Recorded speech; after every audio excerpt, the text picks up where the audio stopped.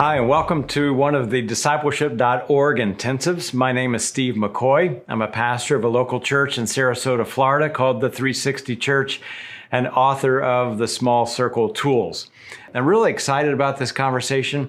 I've been in ministry for about 40 years. There's been so many conversations about the concepts of disciple making, the philosophy, the ideology of disciple making, and all of those are fine to have. But I am a very practical person because I do believe that everyday people are the champion of disciple making. Today, our conversation centers around this topic: how to make disciple making the core mission of your local church, not just a program on the outside or one of many programs like an item on the Cheesecake Factory menu, but how do you make it the very heartbeat of what you do? So this conversation, I believe, especially for pastors and leaders, is really key. There are three things that we're going to focus on that I believe really matter. Leadership matters, strategy matters, and outcomes matter. And so we're going to begin with leaders because I think we would all agree that as leaders, we have more impact on the complexion of our local church than we might want to own or maybe even that we realize. Because as we've trained around the world, what we've noticed is that if the senior leadership is not passionate about disciple making, it will rarely be at the core of the mission of that local church. So a few points to make here that under this umbrella about leadership. Leadership matters because as leaders, we often shape the definition of success in our local churches. So if we are in front of our people on a Sunday morning and we're celebrating this new building or this new program or a new activity, then people think those are the things that are important. So as leaders, I do believe that it is very, very critical for us to realize that we do shape the definition of success in our local churches. If we are celebrating life change and relational depth and disciple making, then that will flow right to the everyday people of our church. Here's a second point for leadership. I believe that as leaders, if we're going to have disciple making at the very core mission of our church, we have to fight the expert culture. That means that we have just a chosen few who know more than the other people, and the spotlight is on them. If we're going to have a movement or a culture of disciple making in our church, we must involve everyday people at the grassroots level. And we have to share the power. It's like Exodus chapter 18, when Jethro came to Moses and said, man, you're doing it all by yourself. You've got to spread it out. Acts chapter 8, verse 1. All were scattered except the apostles. I think this jazzes the heart of God when everyday people get involved. We have to readjust the appetite of our people because we live in such a consumeristic culture that we have to say, this is not about you consuming and receiving, but it really is about you getting in the game. So we have to fight against that expert culture. Finally, in Ephesians chapter 4 and 11 and 12, the responsibility for leaders is to equip God's people for the work of the ministry. So as leaders, if we're going to equip the people, then we have to give them equipment. There are many different tools to the approach of discipleship, but far too often we leave disciple making up to chance, that by random people are just going to do it by nature, and that's not the case very often. So as leaders, we must shift our thinking, shift the definition of success, and help the everyday people be the champion and get involved. I want you to hear from a pastor in Texas. This is a guy who's been using our small circle tools, but I want you to listen to the shift of thinking that took place in his heart and mind in order to make disciple making the core mission of their local church. Let's take a look.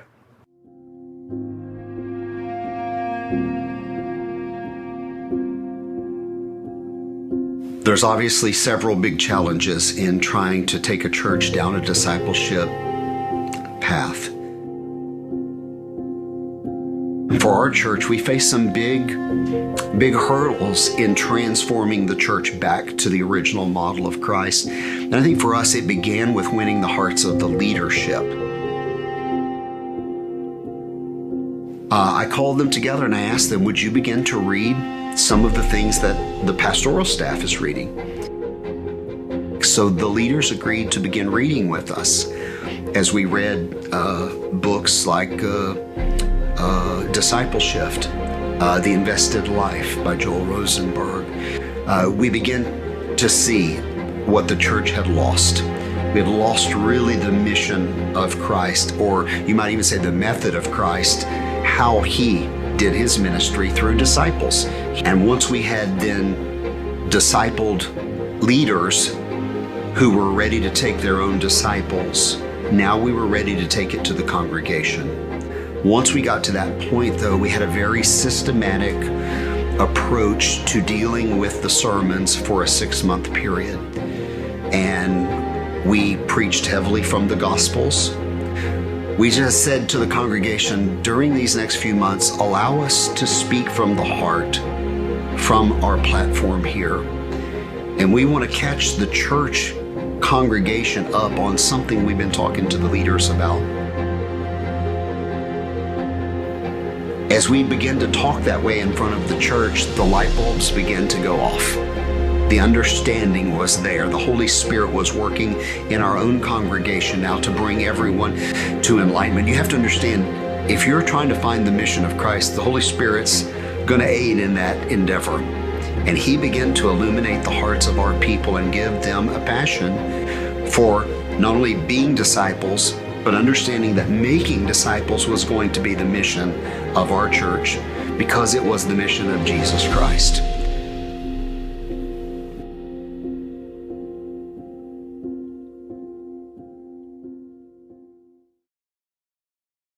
Man, I love that. I just get so jazzed by pastors that get it, that really have redefined success, that prioritize, that equip the people in their church for disciple making being at the core of what they're doing. Not only does leadership matter, but here's the second thing, strategy matters. In other words, with everyday people, they need a clear path to understand how to do disciple making. So if, and so many circumstances and cultures that we see within local churches, disciple making is just left to random, they're left to chance, that it's just going to happen one way or the other, but that is rarely the case, especially if it's going to be the core of your local church. So strategy matters. First of all, we have to deprogram. There are so many choices that we have in our culture. I don't know if you just pick an item in the grocery store, toothpaste, paper towels, and stand in that aisle of the store, and in that aisle you'll see so many choices. Well, I'm going to tell you, as a pastor, and we planted our church 14 years ago, we have had to say no to so many things. Not only that, do you have to deprogram, but you have to keep a careful eye on your schedule. What is the schedule that you're allowing empty parking spaces for disciple making to take place? If the schedule and the itinerary and the activities are so overloaded, then rarely is there room for disciple making. Here's something that is a touchy subject. Let's talk about finances. I believe that a budget will reflect whether or not disciple making is at the core of the church. If our finances and our resources are being poured into so many different areas and being dissipated over so many different dimensions of our church, I do believe that you will not see disciple making at the core. Our church is about 14 years in the making, and over that time, we have spent probably over $1 million in disciple making and disciple making tools. Our tools are in over 70 countries and 35 languages, but even within our own community and our own local church, we have invested greatly into disciple making. So it may be that you want to take some inventory. Finally, in regards to strategy mattering, I do believe that it has to be visible. Disciple making has to be a visible part of the operating system of the local church. In other words, if people come in and they have to guess if you have discipleship or not, then it probably will not be at the heartbeat of the core. So that disciple-making pathway has to be very, very clear. So leadership matters, strategy matters, finally, outcomes matter. Outcomes matter because when people see tangible evidence of life change and relational depth in other people within the local church, you won't be able to hold them back. In other words, we must take inventory and ask ourselves, is the approach that we're taking to disciple making, is it really making a tangible difference where people notice? My wife and I have probably 4 or 5 favorite restaurants in our city. And I was thinking about that in each of those restaurants, we never went the first time without someone telling us, oh man, you got to go to that restaurant. And I do believe that disciple making is the same. We have seen over the past years of disciple making and having it at the core of our local church so much life change that people ask, how can I be a part of that? How can I get involved? And I do believe that's very important. Finally, I do believe the outcomes matter in the way that we communicate and celebrate. Nearly every Sunday of our church, I stand at the front and we celebrate people in disciple making. We have their picture up on the screen and we applaud that. And so the things that we celebrate are the things that we replicate. We're going to have a conversation about these items and more of how to practically make disciple making the very core of your local church. Thanks for joining us and hope this conversation is exciting for you and helpful for you. God bless you guys.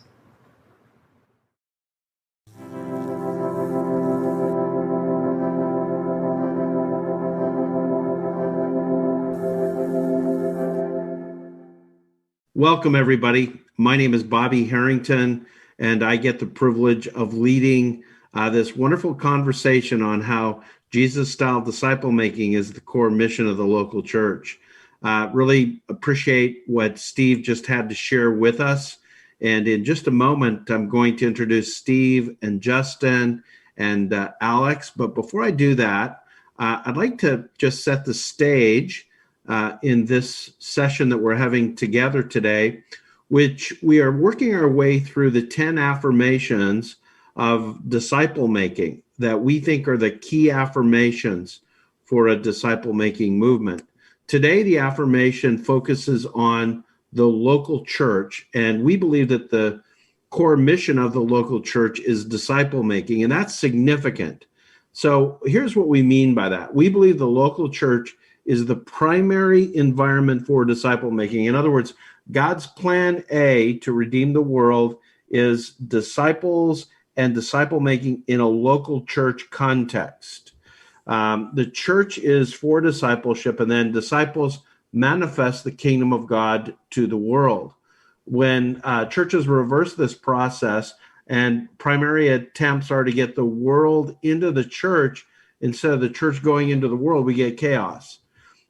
So we believe that pastoral ministerial work should be evaluated and rewarded based on how many disciple makers are produced and the kind of people that a church sends into the world. So as Jesus was a man for others, the church likewise is for others. So the key thing is that any plan that makes disciples, it must make disciples who live for others and carry on the mission of Jesus. So we're going to talk about that. We're going to get into that. Steve McCoy is the founder and director of Small Circle. He's also a senior pastor of a Church 360 church, and he's a longtime partner of discipleship.org. So Steve, welcome. Thank you, my friend. So glad to have you here for our conversation. Good. Glad to be here. Justin Gravitt is with us. And Justin has been an integral part of discipleship.org as well. He is a leader with Navigator Church Division. And I've had many conversations with Justin about disciple making. In fact, we are in the next couple of weeks releasing an ebook that Justin has written for us on disciple making in a local church and the culture. And Justin also, I've asked him to introduce for us his friend and coworker, Alex Mehta. Justin, introduce us to Alex. Yeah, thanks, Bobby. It's good to be with you guys. Steve, good to be with you as well. Alex is a friend of mine, colleague in Los Angeles. Alex Mehta has been on staff with the Navigators for quite a while, with the Navigators Church Ministries for the past 6 years. And he's also done a lot with our Hispanic network, La Vida, and lavidanetwork.org. For any Latinos watching today, we are really committed to ministering diversely, and Alex has been a leader for that with us. So we're glad to have him today. Oh, that's great. Thank you, Justin. I want to ask everybody who's joined with us to join the chat box. We're going to try to interact with some of the questions that you're raising. We have one of our team members who is monitoring the chat box, and he's sending me some of the questions. We've already got quite a few here, so appreciate that. I'd like to begin by asking Justin to react to what Steve just presented to us. Yeah. I love Steve's video. I had the privilege to check it out a few minutes before, but one of the things that stood out to me, Steve, about what you said was this idea of everyday people, right? That so often when we think about church, and especially as church leaders, we're thinking macro, right? We're thinking systems, we're thinking processes, but the reality and the way that we need to evaluate all that we're doing is how are we impacting the everyday person in the pew? Are they getting it that disciple making is for them? It's not just for the professionals, not just for the experts. It's for everyday people who are in the church, who are new to the faith. It's for people who have been in the faith for decades. And are they getting that? And are they getting it to the point where they believe that they can do it? Because I know, as just a church member, really, I mean, I'm not a pastor, but as a church member, I know the struggle that so many face in living out their faith in the natural rhythms of their life. And I really think that's what disciple making is about. And I love how, Steve, you drew that out in that piece. Oh, that's good. Hey, guys, I want to start with a question from Joel in the chat box, because I think it gets at something I want us to tackle straight up front. He says, wouldn't the home be plan A? In other words, when it comes to making disciples, isn't the home plan A? So I want to say something about that, and then you guys react to, because I've had the privilege of working a lot on this topic over the years. I've written a book on, Jim Putman and I wrote Disciple Shift, which is shifting a church to discipleship. And then my son and I and a man named Jason Hauser wrote a book on discipling kids in the home. One of the things I like to say is the Great Commission before the Great Commission is Deuteronomy 6, where parents are told to teach their children the commands of God. So I just want to say this as we begin, that both are important, but the primary place a lot of people learn about how the home should be is the church. And a lot of people are single. In fact, do you know that the majority of Americans are not married? The majority of American adults now are not married. So, there's a sense in which you don't want to pick between the two. But in the scheme of God, and this is contrary to American individualism, the church is a big deal. The church is where families learn how to disciple their kids. The church is where singles are included in disciple making. And although I think it's a good point, I just want to keep coming back and saying, disciple making in the local church is a big deal. So I'm going to let you guys react to me. One of the things, I think it's a great question, and it's obviously relevant for many people, but as you point out, not for everyone. If you're single, if you're widowed, divorced, etc.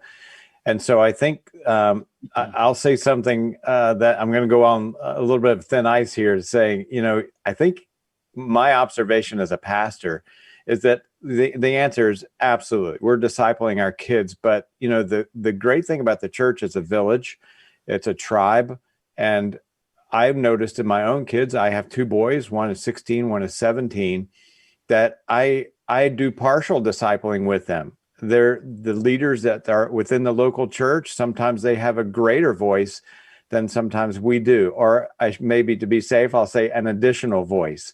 So of course it's happening in the home. However, I will say that there are sometimes I do see that it can be easy to hide behind that concept of saying, hey, I'm bringing up my kids, I'm raising my kids. That's it for disciple making. And I think you have to be careful on both ends of that. But it truly is a balance. Alex, how about you? How do you react to that? Well, as a Latino, I think of familia, and I am an elder in a bilingual Baptist church, and we see that the need to have a tight family core. But absolutely, you're right when it comes to the church being the main agent of making disciples. Because in a home, you still could have non-believing children, and doesn't necessarily mean that they're embracing the faith and that they're truly being discipled. You're trying to win them over for Christ in those families. But we know in the local church, technically, we should have believers coming together. It can be a place of seeking the Lord, but if we're discipling in our core congregation, then we'll see disciples being made because they're committed at all levels, from children all the way to the seniors. No, that's good. Okay, guys, I want to jump into something here. This contention that the core mission of the local church is disciple making, I just want to punctuate it. I believe it, but I didn't always believe that. Okay. And in fact, a big part of, I don't even know why I'm talking about the book. That's not intentional. But when we wrote the book Discipleship in 2013, one of the things that I had to do is I had to spend a lot of time in 2010, 2011, and 2012 reading the New Testament. In fact, I read through multiple times, I read through the entire New Testament with this question in my mind, and that is disciple making really the core mission of the local church? I had been influenced by different books on what is the purpose of the church. Rick Warren in the 90s wrote a book called The Purpose-Driven Church, and he says there's 5 purposes of the church, and quote, he said discipleship is like number 4. You've got outreach, worship, fellowship, what he called discipleship, which there was really education and ministry. And so the contention that, really the heart down here is Jesus-style disciple making. Now, I've got to say that Steve Gladden was a part of one of our earlier webinars, and he agrees with that actually disciple making is the core. It expresses itself through worship and these other things.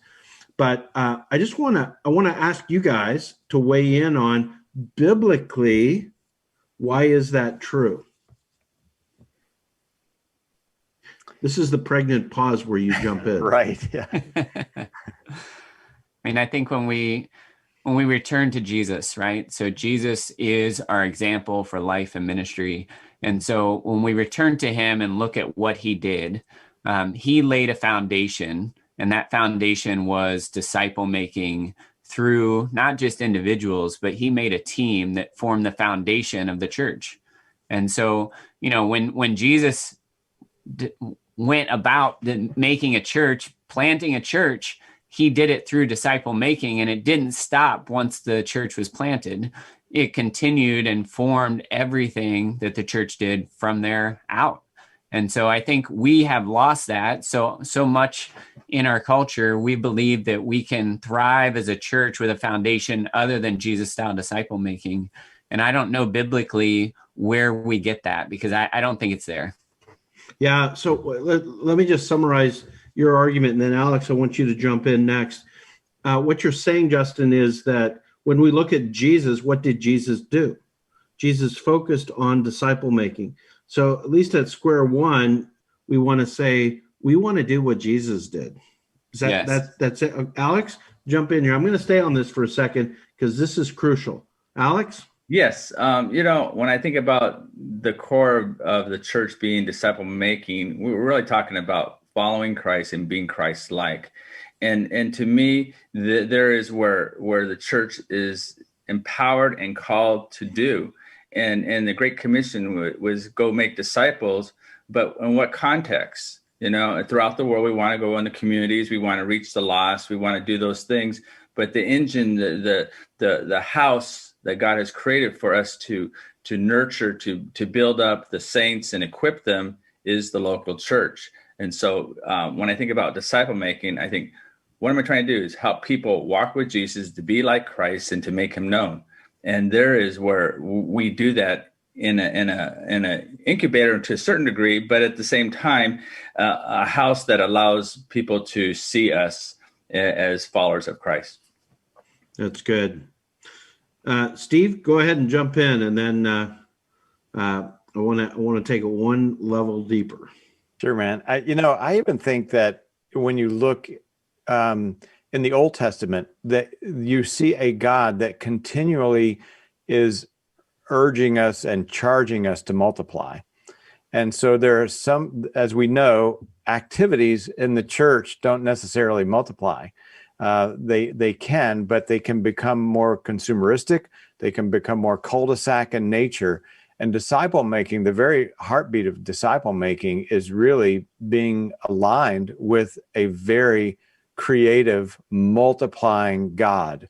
And so it's no doubt that, when Moses spoke or God spoke to Adam and Eve, and God spoke to Noah and the Great Commission, it's all a multiplying force. And I believe that is the heartbeat. Why would it be any different in the church that God would change that heartbeat? Oh, that's good. I agree with all that. Steve, one of the questions we're getting in the chat box, I'm going to tell you what it is. We're going to come back to it. What caused you to make this shift as a senior pastor? So before you answer that, though, I'm going to take the opportunity to jump in here. Obviously, I'm quite passionate about this, and I'm passionate because I spend a lot of time on it. So I read through the Bible again, and I said to myself, bottom line, what does God want? God made us. He wants a relationship with us. He wants an eternal relationship with us. But okay, what is the shape of that? And the shape of that is he sent Jesus to rescue us so that we would place our faith in Jesus, which in the Bible, faith is allegiance, loyalty, faithfulness. So we're going to put Jesus at the center of our lives for salvation, but not just salvation, for life. N.T. Wright, actually, the New Testament scholar in England, has this great line about it in the research I did, that really behind everything, what's going on is the New Testament wants everybody to trust and follow Jesus. As I was reading through it, and I said to myself, really, every book in the New Testament at the end of the day is wanting us to form our lives around the person of Jesus, to trust him, to follow him. How are husbands supposed to be? Well, husbands are supposed to love their wives the way Christ loved the church. Okay, how are we supposed to be in our work? What if we're slaves in Colossians? How's a slave to work? Oh, a slave is to work like he's working for Jesus and to replicate the life of Jesus. How are people to act in the local church? Well, we're supposed to love like Jesus. Behind everything, it comes down to we're forming our lives around the person of Jesus. That is the core mission of the church. And what is that? It's disciple making. Mm-hmm. So Paul says in Colossians, he strives at the end of Colossians chapter 1 to present everyone mature in Christ. Mm. When Paul's in prison, what's he saying? I just want Christ to be exalted in my body. Mm. So at the end of the day, we just want, in the power of God, that the local church, and I just want to encourage everybody, there is a free ebook if you want to pursue this more, because I do think it's a critical question for pastors.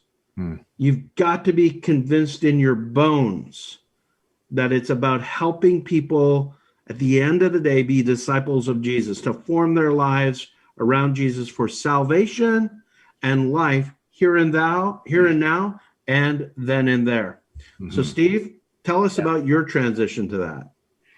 It's actually an easy answer for me. In fact, I had just opened up Colossians 1, 28, 29 because that is the passion that Paul had. He said, to this end, I strive. He's put a lot of effort in teaching, admonishing, disciple making. So my story goes back to the early 80s because I was studying to be a concert pianist, believe it or not. And yes, you were. How many hours a day did you work at that?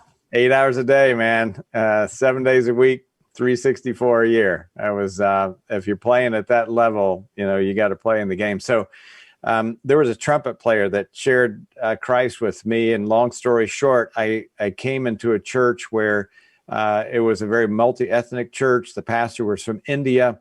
And because of his cultural background, disciple making was natural. He invited me into his apartment building to live. I had a roommate there. Once a week, I was invited up to his apartment flat to have dinner with his wife and his 2 small kids. And after dinner, we'd go into a study. And I was in a group. I was, because of my music background, automatically in the worship service. But for me, that table for 2 became a safe place. So it wasn't only I was learning and I was absorbing at a different level, almost like being tutored, so to speak. But he was he was a disciple maker. I didn't know anything about the church culture whatsoever. It was so life impacting that, my joke is that I thought you guys as Christians were like AA, you sign up and you get a sponsor. I just thought that was the operating system of the church. And so when I went from there, changed gears, went to seminary, changed gears, went to another city, it was shocking to me that the intentionality of disciple making was absent.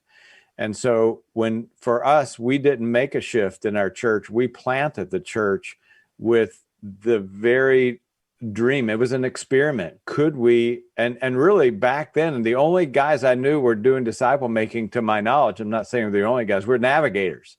And because they've been around for decades. And so when we planted the church, I held tightly to Tom Rainer's book, Simple Church. Yeah. Because, when you plant a church, man, everybody comes out of the woodwork and they've got a gajillion ideas about so many programs and this, that, and the other. And I held the line and say, I don't care if we're a church of 30 or 3,000, disciple making is going to be at the core. It's going to be the core mission of our church. So it really was born out of my own experience and passion about the absence of disciple making in the local church. Steve, that's so good. As Steve and Justin, but just for everybody watching this, I planted a church. I live right now just outside Nashville, and in a suburb of Nashville, basically called Franklin. And we planted a church, and it wasn't built around Jesus-style disciple making, and we had to change the DNA, which was incredibly painful. I think at the end of the day, it's very much about strategy, but even deeper than that, it's going to be about culture. So we're trying to create a culture of disciple making.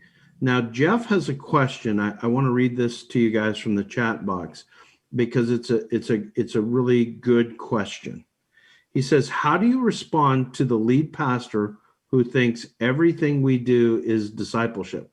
For example, sermon serving, it's a part of the strategy. And I want to add to why this is such a good question. So we did a national study with a statistical expert that cost a lot of money. And it was a study of disciple making in churches in the United States.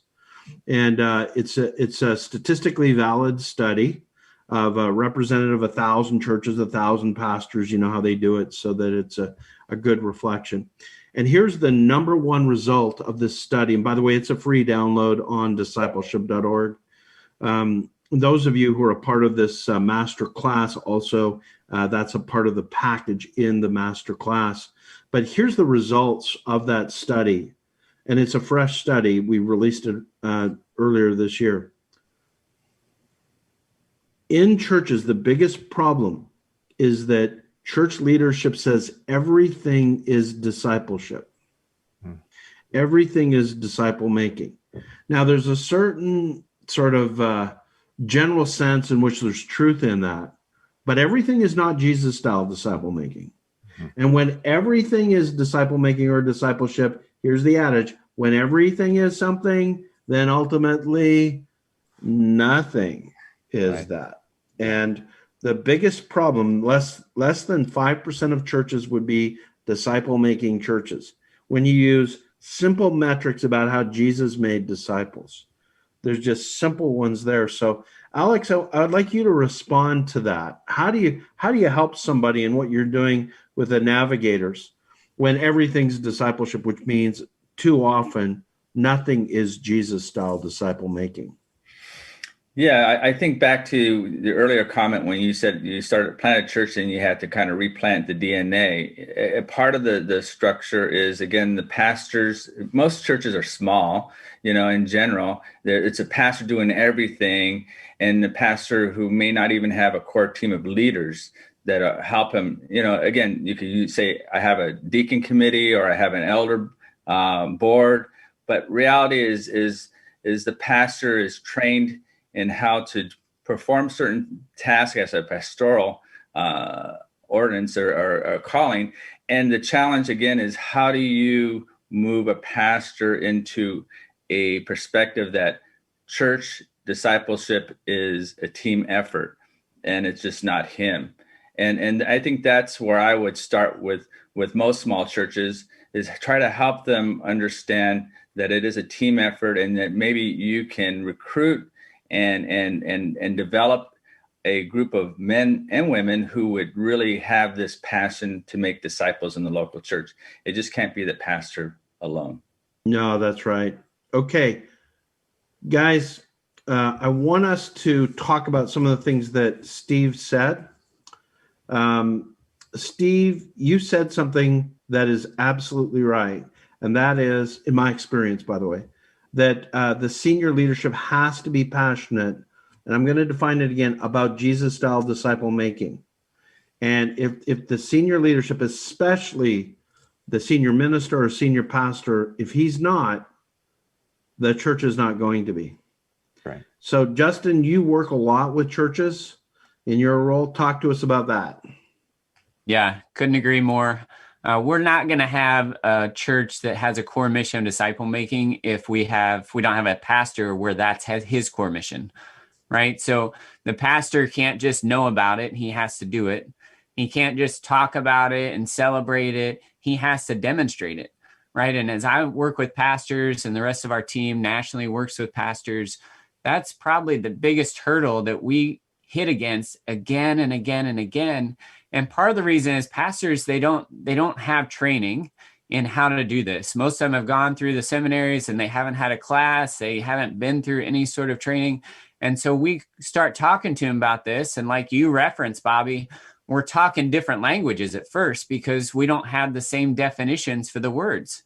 And so discipleship is what I call a junk drawer term in most churches. We just throw everything in that drawer and we say, yeah, it's disciple making or discipleship. But the reality is pastors have to figure out how to do it.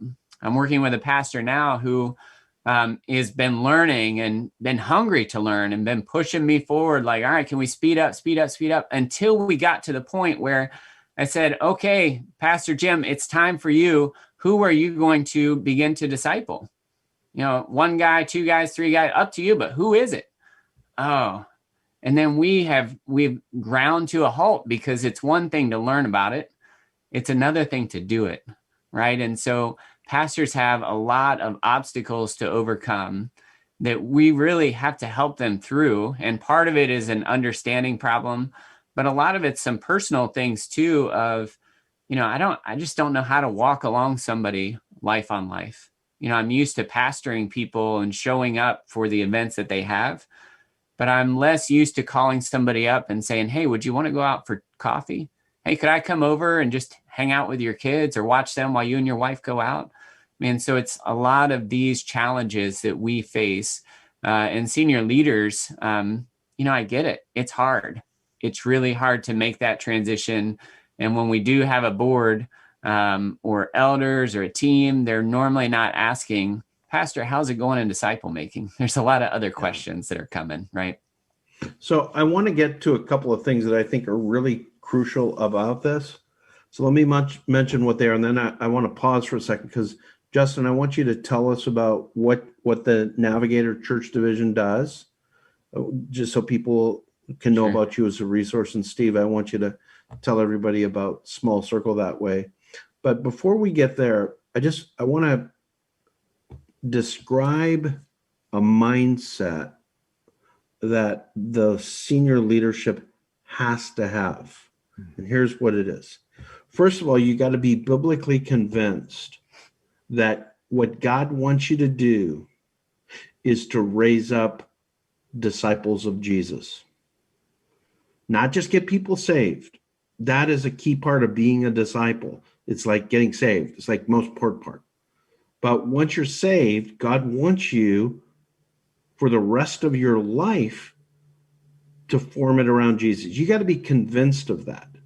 Secondly, then you got to be convinced that the way Jesus did it is the best way. Like Jesus' model is the perfect model. Then thirdly, you've got to say, I'm going to live that out. I'm going to do that.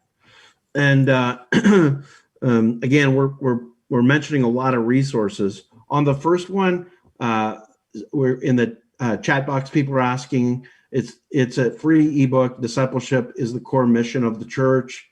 On the second one, on Jesus' method, Robert Coleman's book, written almost 60 years ago, The Master Plan of Evangelism. We have a ebook that you can download. It's Revisiting the Master Plan. It's 5 years ago. We interviewed him. It's the gold standard on how Jesus made disciples, which is how we should make disciples. And then we got to live it out. So, Justin, how does Navigators help people to live it out? Yeah, so we're a team nationally of around 125 practitioners of disciple making in the local church. And so we come alongside pastors and church leaders. And the first thing we do is convince and coach, right? So just like I was sharing, just like you were sharing, Bobby, we have to be convinced that at the core of who we are, this is what God's calling us to, is to make disciples. So as a senior leader gains that vision, then we begin to help them develop a core team. And as I think Bobby mentioned in this earlier, that I've published an ebook with discipleship.org around that, the foundation of a disciple-making culture, which goes into depth on how do you develop a core team that really forms the foundation that will support the weight of a disciple-making culture in the church. So as we form that core team, then we begin to help with the culture. And, we've already been doing some of it in the team, but we help that team spread that culture, that DNA to the rest of the church. And then we make sure that the church isn't just focused inward. We have to be focused outward, because if disciple making never reaches the lost, then I would say it's not really disciple making. It's not right? Jesus style. Yeah, not Jesus style. So we don't want dead end disciple making in the church. We want disciple making that moves out into every facet of our community and our culture, and eventually into the rest of the world, because Jesus called us to reach the nations, not just our neighbors. And so we need to do both. And so that's the way we do it. Our team's made up of, everyday passionate disciple makers, former pastors. I'm a former missionary myself overseas. And so we have a wide variety of gifts that we bring to the table as we walk alongside pastors.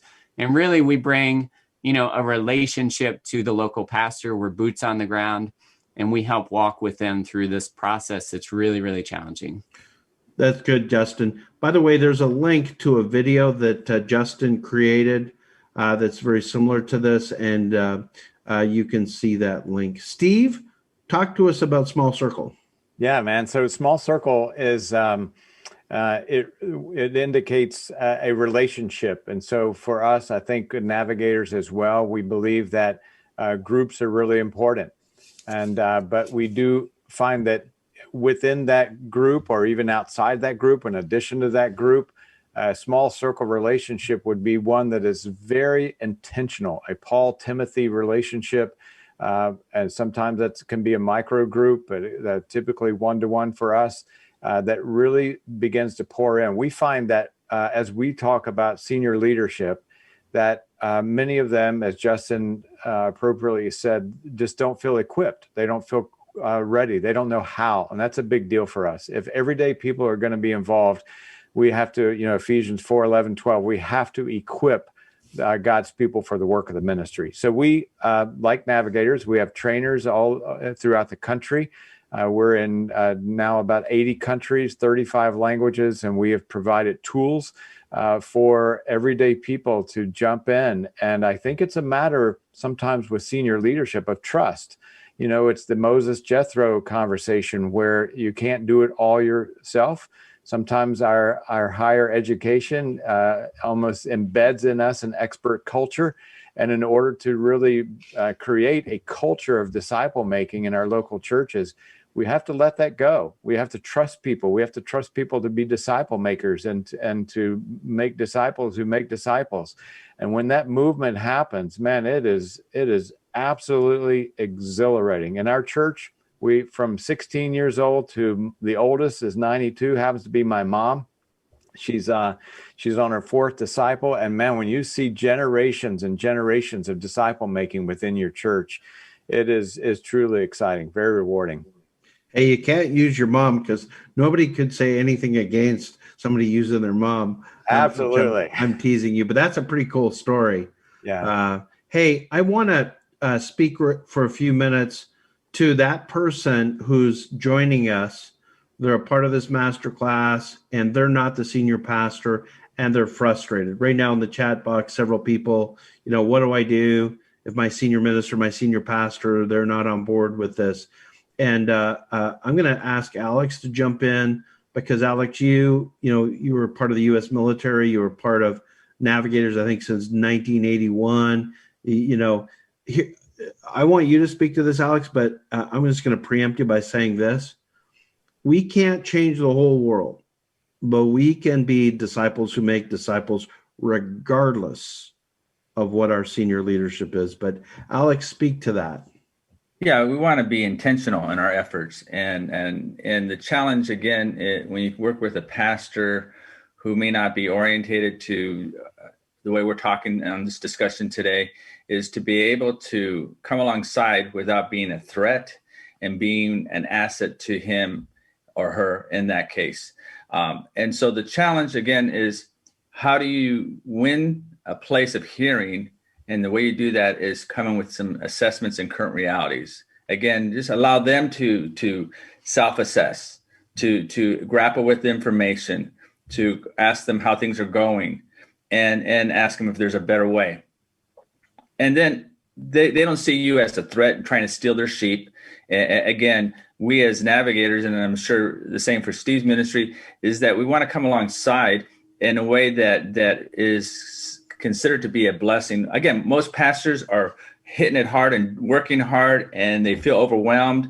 And when we come to them and show that we're in a servant attitude posture as a disciple of Christ, then they're a little more open.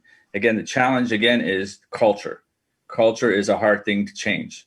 And we come in with Jesus style disciple making, it's a culture change. And you would think, wow, the church already has, Christ in the center. Absolutely. But we kind of put our own little, adages to this stuff, and we kind of come up with our own philosophy. And sometimes in some churches that have been around for a significant amount of time, like 50 years, 30 years, again, the pastor didn't plant it, but he inherited, and this is what he got. This is what he has.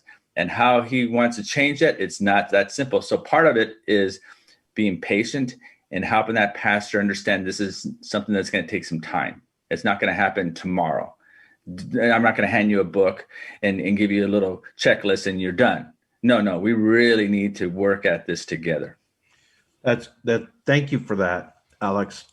I want to speak directly to that person again. I've just got another question here from John, who's asking as a layperson. He says, I found maybe 3 pastors over the last decade willing to make that change. And he's right. Most pastors aren't. Here's the reality. We developed a church culture in North America that came out of the reaction of the Protestants to the Roman Catholic ways of doing things in the 1500s. And it's this structure that's focused on church gatherings on Sunday, where somebody gets up and preaches. Okay. Now that is all good. It's just insufficient. And what we want is we want to create a church culture where everyday people are like Jesus. You know, it says in Acts chapter 4 of the apostles, it said, the Sanhedrin was surprised because they were ordinary men who had been with Jesus. And so we want ordinary, everyday disciples. The goal is to be a disciple and to make disciples. And that is a totally different culture than what 99% of people think is a church culture. And so you have a pastor in a difficulty with that, and you have people in a difficulty. So you got to change the culture. As you're changing the culture, back to the everyday disciple here. I don't even want to call him a layman, because layman is not biblical language. We're all in ministry. For a disciple, we're in ministry.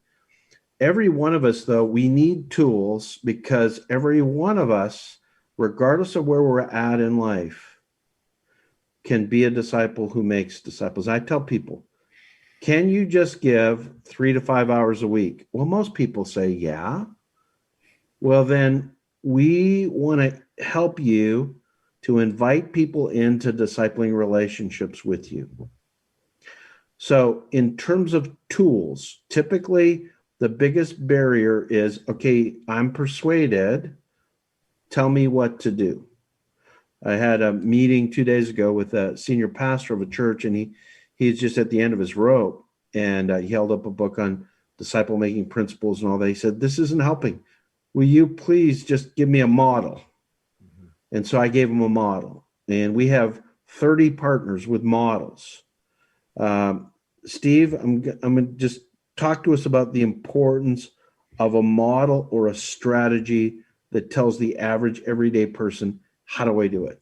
It is absolutely essential.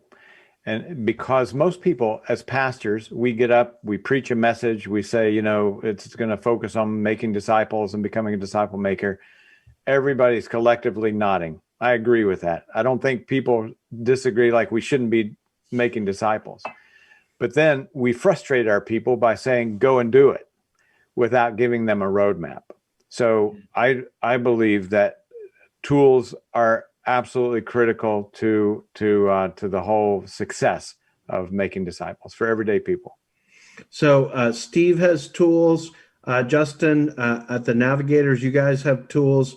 Again, I'm wanting to be careful here because we have like 30 partners at discipleship.org. The whole goal of discipleship.org is to fan into flames what Small Circle, what the Navigators, what the relational discipleship, what Dan Spader, Bill Hull, we want to fan into flame. And there's a lot of these tools, but I know that you know that too, Justin, how important it is. So talk to us about that in terms of your experience. Yeah, absolutely. So tools in the hands of someone who knows how to use them, right? And so what we've found is that I've gone into church and helped different pastors who have had tools from the Navigators or from other partners that are engaged with discipleship.org. And they say, yeah, I've read all about it, but I don't know how to do it. And so it really, really helps to have somebody alongside, right, that says, okay, well, let's just walk this through, right? It's saying to do this. Well, have you tried it with anybody yet? And the first step, you know, I kind of have a pocket disciple making tool that I use called the Disciple Maker's Loop. And it goes like this. Tell them what, tell them why, show them how, get them started, keep them going, help them pass it on.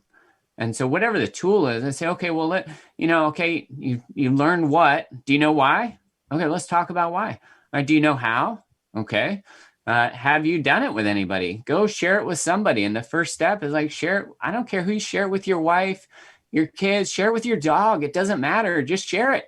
And then as they get into that rhythm, then they start to gain some confidence, right, with the tool, because the difference between having a tool and knowing how to use it. So yeah, that's super important. That's really good. So I had a guest in the chat box ask me a direct question. He goes, hi, Bobby, can you and the speakers give actual practical examples of what disciple making looks like now due to the pandemic and the quarantine, and as well as our Zoom era right now. So I'm going to give you an example. I'm going to get real explicit because I, as a senior pastor of a church, really care about, you got to make it practical.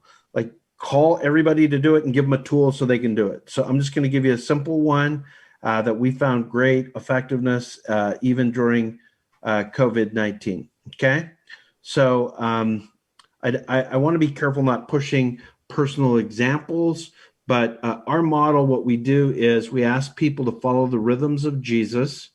And so we start off with fasting and prayer, and we invite people into the group. We invite them into the group, and then what we do is we have a covenant. I'm a big believer in explicit discipling relationships. You establish the boundaries of the relationship. Like, what are we going to do? Okay, we're going to meet for at least 6 months. How often? Every week. Okay. Thirdly, what we do is we meet on Zoom every week, and once a month, even with face masks, we meet face to face, and we serve the poor once a month, or we have a meal together, or we will do something that's equivalent of experiencing the Sabbath.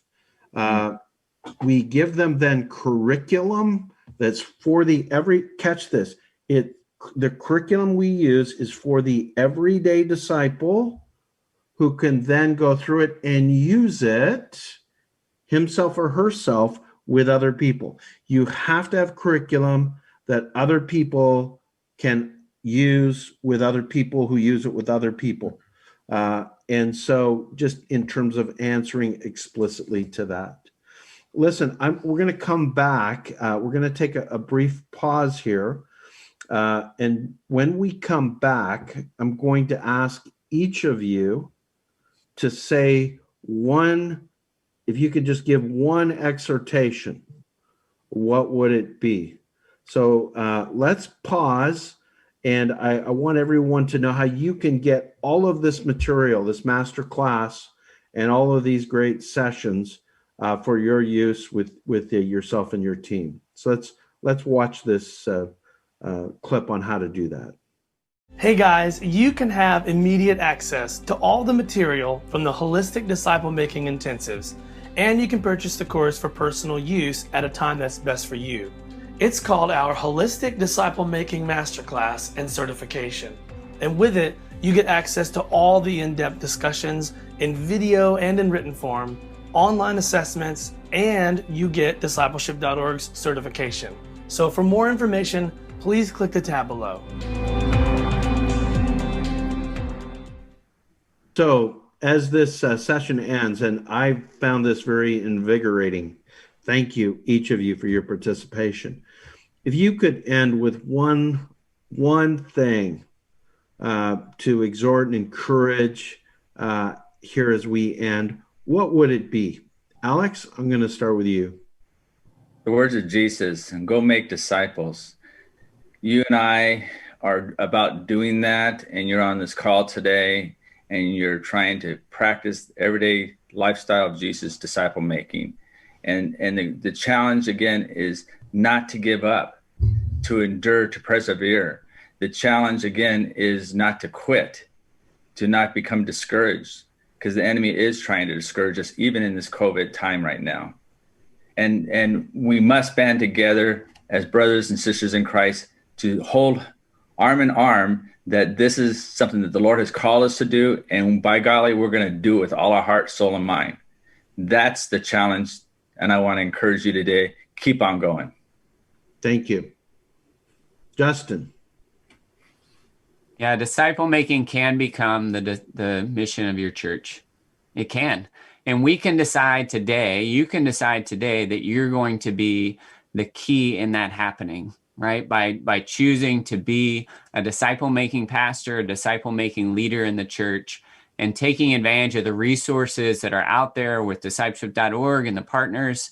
But you can do it, but we have to do it by example, because being trumps knowing. And so we need to become what we hope others will become. Not just, again, we can't just delegate it, program it. We have to demonstrate it. And today you can make that decision. And my prayer is that you will. Thank you. Steve. You know, unfortunately, we when you're reading the Bible, it doesn't, we can't capture the emotions that that are taking place when words were spoken. So when Jesus, I've always imagined when Jesus gave the Great Commission, that he had a gleam in his eye, that he was excited when he said, "Go make disciples." It wasn't this thing that we have to do.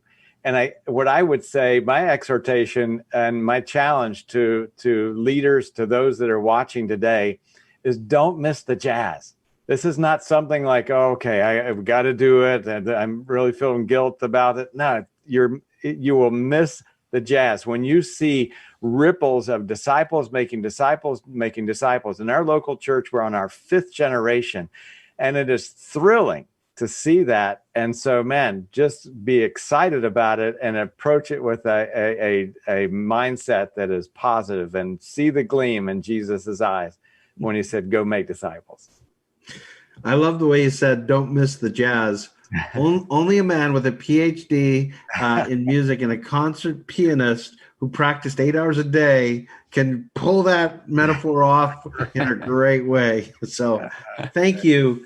Thank you, each of you, for your participation. I want to encourage everybody to join us for the final session, which is on disciple-making movements.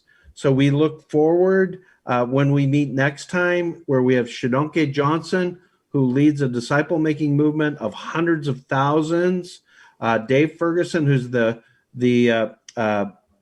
president head of the Exponential Network, wrote the book Hero Maker, and Daniel M., who leads a church in Alberta, Canada, and works with new churches and has written quite a bit on disciple-making. We're going to get into disciple-making movements and how creating the culture we've been talking about can become a movement that transforms many lives.